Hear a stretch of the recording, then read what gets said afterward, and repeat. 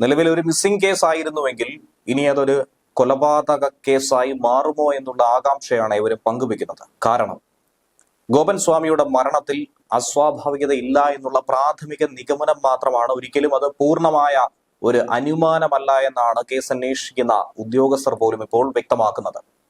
ഇവിടം കൊണ്ട് ഇത് കഴിഞ്ഞിട്ടില്ല. പോസ്റ്റ്മോർട്ടം നടപടി പൂർത്തീകരിച്ചു.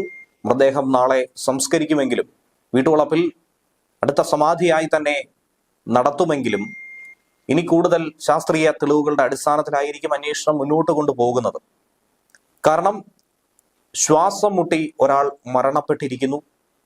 അതുകൂടാതെ കുടുംബം നൽകിയിരിക്കുന്ന മൊഴിയിൽ പലതരത്തിലുള്ള വൈരുദ്ധ്യങ്ങൾ, ഇതൊക്കെ തന്നെ അന്വേഷണ സംഘത്തെ ഏറെ വലയ്ക്കുന്നുണ്ട്. ഗോപൻ സ്വാമിയുടെ മരണത്തിൽ വീണ്ടും വീട്ടുകാരെ ചോദ്യം ചെയ്തേ തീരൂ എന്നുള്ള നിലപാട് തന്നെയാണ് പോലീസ് കൈക്കൊണ്ടിരിക്കുന്നത്. കുടുംബാംഗങ്ങളുടെ മൊഴികളിൽ വൈരുദ്ധ്യമുണ്ടെന്നുള്ള കാര്യം CI മാധ്യമങ്ങളോട് തന്നെ വ്യക്തമാക്കി കഴിഞ്ഞു.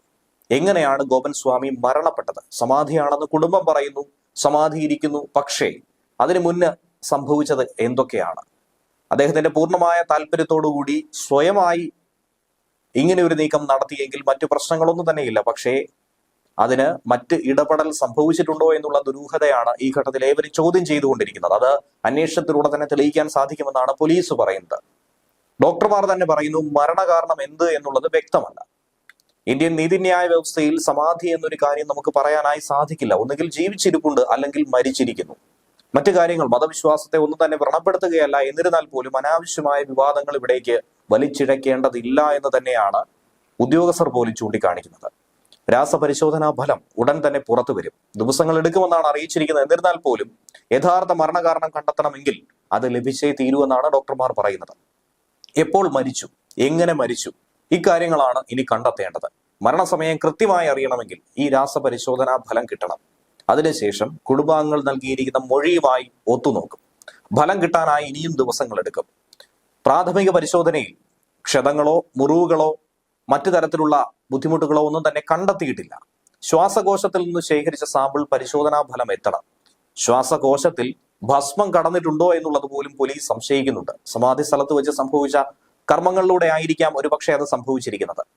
ഇനി സ്വാഭാവിക മരണമെന്ന രീതിയിൽ, നാച്ചുറൽ ഡെത്ത് എന്ന രീതിയിൽ ഇപ്പോഴും വിധി എഴുതാനായി കഴിഞ്ഞിട്ടില്ല. ഒരുപക്ഷെ അങ്ങനെയാണെങ്കിൽ കുടുംബത്തിന് ഭയപ്പെടേണ്ടതായി ഒന്നും തന്നെയില്ല.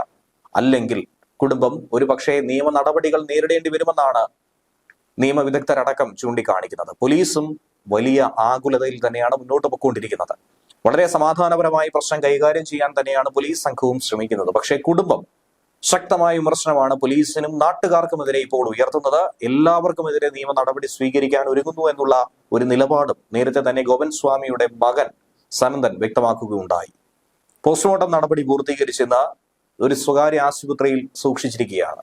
നാളെ വൈകുന്നേരം 3 മണിക്ക് വലിയ രീതിയിലുള്ള ഒരു സംസ്കാര ചടങ്ങായിരിക്കും സംഘടിപ്പിക്കുന്നത്.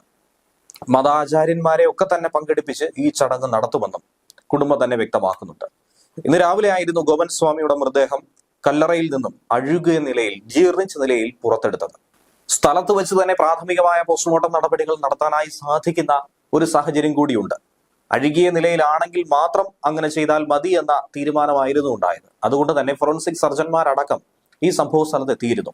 അതുകൊണ്ട് പ്രാഥമികമായ അനുമാനത്തിൽ വലിയ പ്രശ്നങ്ങളില്ല എന്ന് മനസ്സിലാക്കാൻ കഴിഞ്ഞിരിക്കുന്നു. അഴുകാനായി തുടങ്ങിയിരിക്കുന്ന ഒരു സാഹചര്യമായിരുന്നു. അങ്ങനെ ഫോറൻസിക് സംഘം മടങ്ങി. കല്ലറയിൽ ഇരിക്കുന്ന തരത്തിൽ തന്നെയായിരുന്നു ഗോപൻ സ്വാമിയെ കണ്ടെത്തിയത്.